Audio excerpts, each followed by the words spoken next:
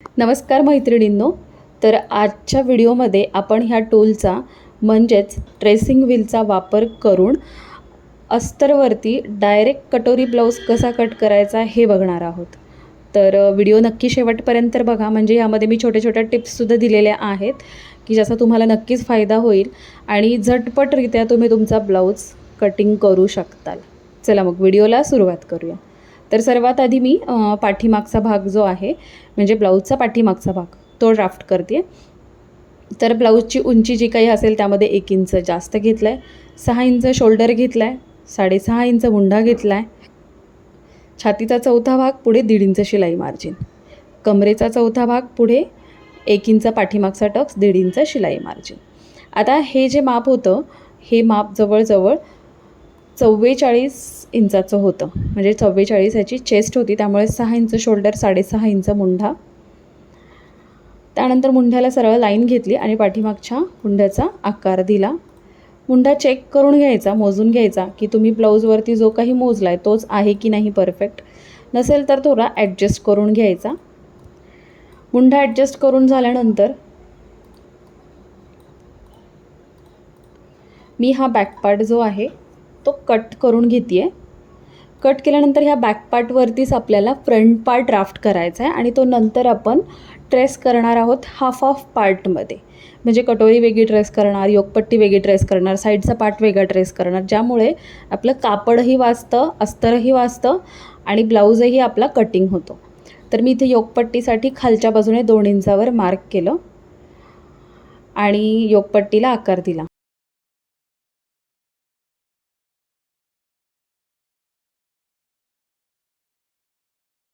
त्यानंतर गळारुंदी 2.5 इंच घेतली. ब्लाऊजची गळा उंची जी होती 6.5 होती, तर मग मी इथे 7 इंचावर मार्क केलं आणि पुढचा गळा ड्राफ्ट करून घेतला. आता मोठ्या साईजमध्ये काय करायचं, खालच्या बाजूला जवळजवळ 3-3.25 इंच गळारुंदी घ्यायची, म्हणजे पहिल्या हुकाला ब्लाऊज टाईट होत नाही. काही छोट्या छोट्या मी ज्या टिप्स देत असते ना त्या तुम्ही जर फॉलो केल्या ना तर नक्कीच तुमचा ब्लाऊज हा परफेक्ट होईल. त्यानंतर मी पुढच्या गळ्याचा गोल आकार देऊन घेतला. इथे हा कॉर्नरपासून 1 इंचावरती आकार दिला आहे, मार्क केलं आहे आणि पुढच्या मुंड्यापासून 2.5 इंचावर. आता इथे मी अजून पुढचा मुंढाचा आकार दिलेला नाही आहे, पण 2.5 इंचावर मार्क केलं आणि कटोरी जी आहे ती 6.5. आता तुम्ही म्हणाल की ताई 44 माप आहे आणि 6.5 कटोरी इनफ होईल का?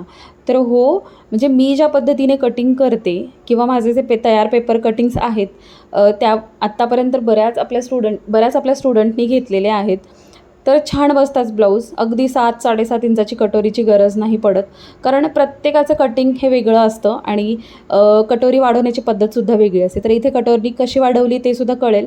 आणि हे माझं रेग्युलर कस्टमर आहे, ज्या कस्टमरची 40 छाती होती तेव्हापासून मी ह्यांचे ब्लाऊज शिवते. आता त्यांची 44 छाती झालेली आहे, तरी अजूनपर्यंत त्या कस्टमरची कोणत्याही प्रकारची ओरड नाही आहे. फक्त माप वाढलं की त्या स्वतः येतात आणि ब्लाऊजचं मला व्यवस्थित मेजरमेंट देऊन जातात. तर मी कटोरीला बघा आकार देऊन घेतला व्यवस्थितरित्या.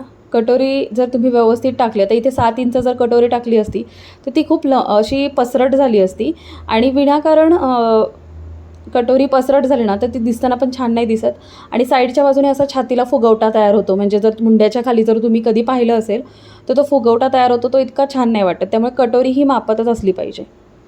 आता बघा हे तर मी मार्क करून घेतलं आहे. आता इथे मी पुढच्या मुंड्याचा आकार देते आहे. तर आतमध्ये 1/2 इंच घेऊन मी पुढच्या मुंड्याचा आकार दिला. आता आपल्याला इथे काय हवं आहे, साईड पार्ट हवा आहे. तर जो भाग ओपन आहे बघा, शोल्डरचा भाग, मुंढ्याचा भाग आणि साईडचा भाग मी पेनाने ट्रेसिंग करून घेतलं आणि जिथला भाग जो आहे तो आपण कट नाही करू शकत बॅक पार्टचा, तिथे मी हे ट्रेसिंग व्हील वापरून मी फक्त आपण शंकरपाळ्या कट करतो की नाही त्याच पद्धतीने, आपल्या सगळ्या महिलांना हे सगळं येतं आहे, शंकरपाळ्या जशा कट करतो त्याच पद्धतीने फक्त आपल्याला ते व्हील फिरवायचं आहे. अजिबात इकडे तिकडे फिरवायचं नाही. त्याच्या खाचा असतो त्याला बोट ठेवायचं त्या खाच्यामध्ये, जेणेकरून तुमचं व्हील हलणार नाही. जेव्हा तुम्ही असं ड्रेसिंग करता ना, जेव्हा तुम्ही असं मार्किंग करता तेव्हा तुम्हाला इथे खाली जर का तुम्ही पाहिलं तर डॉट डॉट डॉट डॉट उठलेले दिसत असतील. आता व्हिडिओमध्ये इतकं खास नाही दिसणार, पण जेव्हा तुम्ही स्वतः ट्राय कराल ना तेव्हा दिसणार. तर हे बघा दिसत आहेत थोडे थोडे. असे छान dot dot dot dot dot dot उठले जातात आणि त्यावरती फक्त आपल्याला मार्किंग करायचं असतं. आणि मग जर तुम्हाला शिलाई मार्जिन कुठे वाढवायचं असेल तर ते पण वाढवू शकता. आता अशाच प्रकारे मी प्रिन्सेस कटसुद्धा ब्लाऊज तुमच्याशी शेअर करेन, जेणेकरून तोसुद्धा तुम्ही, जर तुम्हाला डायरेक्टली कापडावरती कटिंग करायला आवडत असेल, पटकन जमत असेल, वेळ नसेल जात, तर अजून तुमचा वेळ ह्या ट्रेसिंग व्हीलमुळे वाचेल, कारण माझा तसाच वाचतो. तर मी हे ट्रेस करून घेतलं बघा, साईडचा पार्ट कटसुद्धा करून घेतला. त्यानंतर आता आपल्याला व्यवस्थित हा साईडचा पार्ट पाठीमागच्या भागावरती ठेवायचा आणि चेक करायचं की परफेक्ट आहे की नाही.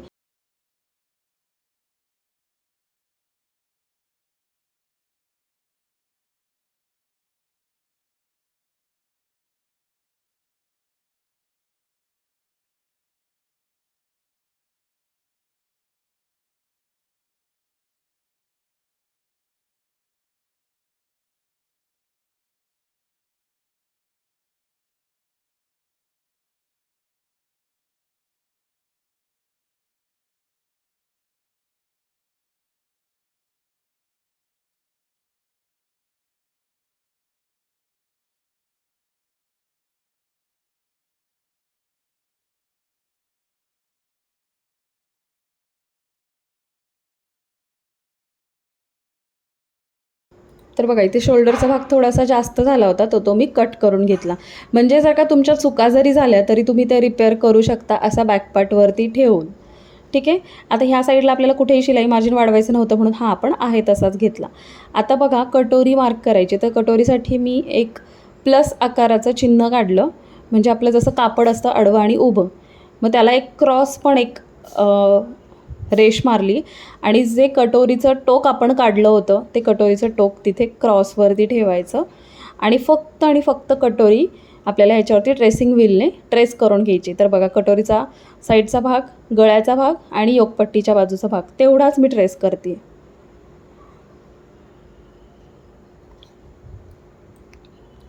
आता हा ट्रेस झाल्यानंतर हुक पट्टीच्या भागाला चॉकने आखून घ्यायचं.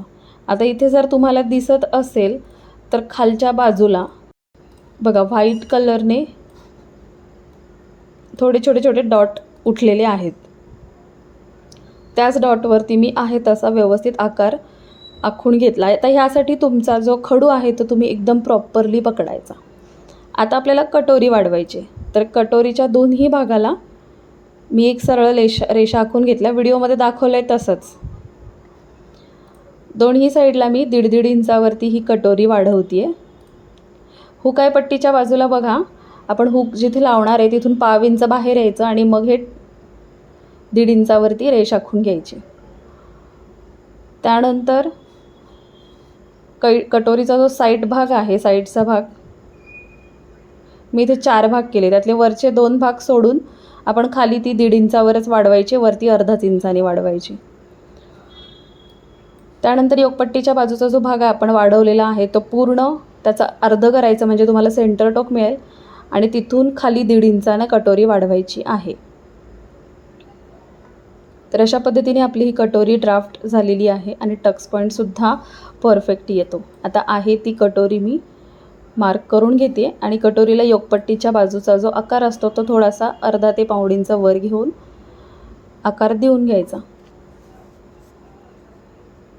कटोरी व्यवस्थित कट केली.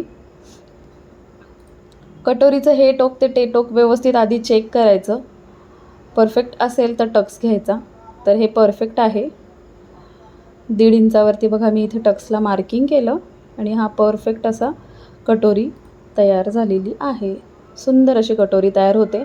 आणि 44च्या मापाने, 44च्या मापाने कटोरी आपण क्रॉस कपड्यावर केल्यानंतर ती बरोबर मुंढ्याच्या बाजूने खेचली जाते आणि एकदम तुमची कप साईज जी आहे ती कटोरीमध्ये परफेक्ट बसते आणि साईडच्या बाजूने अशी छाती बाहेर आल्यासारखी दिसत नाही.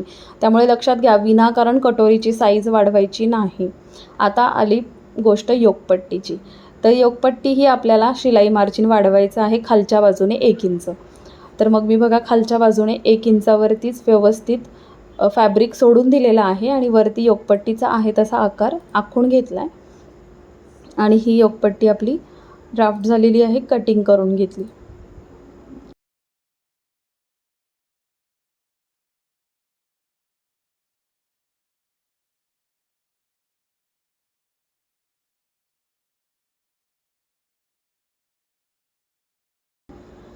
आता आपण बाहीचं कटिंग करूया. बघा कटोरी ही बरोबर आपली परफेक्टच आली आहे. शिलाई मार्जिन दोन्हीकडचं एकदम वजा जर केलं तर हा बघा परफेक्ट चौथा भाग आपल्याला इथे निघतो आहे. आणि त्यानंतर पुढे शिलाई मार्जिन 1.5 इंच, दोन्ही बाजूला शिलाई मार्जिन मी सोडलेलं आहे. आणि कटोरी जी आहे ती बरोबर कस्टमरच्या ब्लाऊजची 8.5ची आहे, तर ती परफेक्ट 8.5ची इथे येते. मी मोजूनही दाखवलं. बॅक आणि फ्रंट तयार झालेले आहेत. आता आपण बाही मोजूया. बाहीचं कटिंग करूयात. डबल फोल्ड फॅब्रिक केलेला आहे. छातीचा चौथा भाग वजा अर्धा इंचावर मार्क करायचं. आतमध्ये 1.5 इंचावर मार्क करायचं. आता बाहीची उंची जी काही होती त्यामध्ये मी 1 इंच प्लस करून मार्क केलं. तर बाहीची उंची साधारणतः 8 इंच होती. मी 9 इंचावर मार्क केलं आहे. आणि मुंडा खोली ही आपण एल्बो स्लीव्जला, म्हणजे ही नॉर्मली एल्बोमध्येच येते, 3.5 इंच आपण मुंडा खोली घेतो. 1.5 इंच आतमध्ये जे मार्किंग केलं आहे तिथून शोल्डरला एक क्रॉस लाईन आखली आणि व्यवस्थित पाठीमागच्या आणि पुढच्या मुंड्याचा आकार दिला. आता तुम्हाला बाहीचं अजून परफेक्ट माप जर हवं असेल तर मला कमेंट सेक्शनमध्ये स्लीव्ज असं टाईप करा. मी एल्बो आणि शॉर्ट दोन्ही स्लीव्जचा एक व्हिडिओ बनवते आणि दोन्ही एकाच मापासाठी, म्हणजे समजा 36 तर 36च्या मापासाठी शॉर्ट स्लीव्ज कशी कट करायची आणि एल्बो स्लीव्ज कशी कट करायची ह्याचा एक व्हिडिओ बनवेल. सो जर तुम्हाला हवा असेल परफेक्ट बाही कटिंगचा व्हिडिओ तर मला स्लीव्ज असं मेन्शन करा कमेंट सेक्शनमध्ये, मी लवकरच शेअर करेल. दंडघेराचं मार्किंग केलं आणि पुढे शिलाई मार्जिन ॲड केलं. अशा पद्धतीने बाहीचं ड्राफ्टिंग झालं आहे. बाही कट करून घेतली. फ्रंट आणि बॅक दोन्हीचाही आकार मी व्यवस्थितरित्या कट करून घेतलेला आहे. तर अशा पद्धतीने आपलं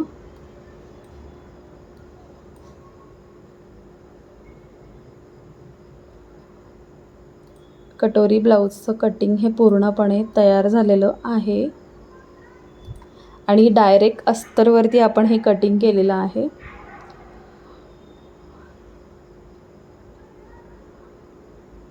तर बघा झटपट असा 10 ते 15 मिनटामध्ये ब्लाऊज कट होतो. जर तुमच्याकडे तयार पेपर कटिंग अवेलेबल नसतील किंवा पेपर कट करण्यामध्ये खूप वेळ जातो असतो किंवा पेपर कट केल्यानंतर तो फॅब्रिकवरती ठेवायचा, ते कटिंग करायचं, त्यापेक्षा हे टूल वापरून डायरेक्ट अस्तरवरती आणि कमी अस्तरमध्ये, कमी कापडामध्ये, जेवढं तुम्ही पेपर कटिंगला अस्तर लागतं पेपर कटिंग केल्यावर तेवढंच यामध्ये अस्तर लागतं.